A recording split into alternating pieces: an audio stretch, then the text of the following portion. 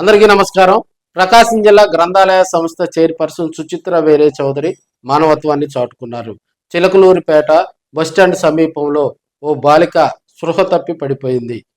వెంటనే స్పందించినటువంటి సుచిత్ర వేరే చౌదరి సారిగా తల్లడిల్లిపోయారు. ఆ బాలిక దగ్గరికి చేరుకొని వెంటనే బాలికను హాస్పిటల్లో చేర్పించి తక్షణం వైద్యం అందేలాగా కూడా ఆమె చర్యలు తీసుకున్నారు.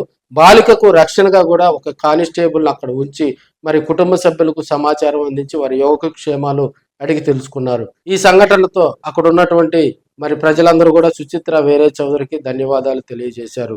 ఒంగోలు నుండి సుచిత్ర వేరే చౌదరి అమరావతి వెళుతుండగా చిలకలూరిపేట బస్సు డిపో సమీపంలో రోడ్డుపై ఓ యువతి అపస్మారక స్థితిలో ఉండటం గమనించారు. వెంటనే యువతికి సహాయ చర్యలు అందించారు. ఆమె వివరాలు తెలుసుకొని స్వయంగా కుటుంబ సభ్యులకు సమాచారం అందించి ధైర్యాన్ని తెలిపారు. సమీపంలోని హాస్పిటల్కు తరలించారు. ఈ ఘటనపై పరిసర ప్రాంత ప్రజలు, మండల ప్రజలు హర్షం వ్యక్తం చేశారు. ఎన్నో సంక్షేమ ప్రజాసేవలు చేసిన సుచిత్ర కుటుంబం ప్రజలకు, పార్టీ కార్యకర్తలకు అన్ని వేళలా అండగా ఉంటుందనే దానికి ఇదో చక్కని ఉదాహరణగా చెప్పవచ్చు.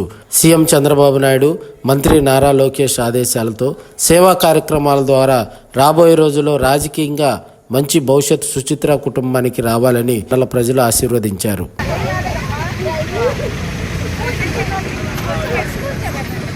ఆటోలోకి ఎక్కడికి వెళ్ళాలంట? ఆటోలు ఎక్కాను ముందు.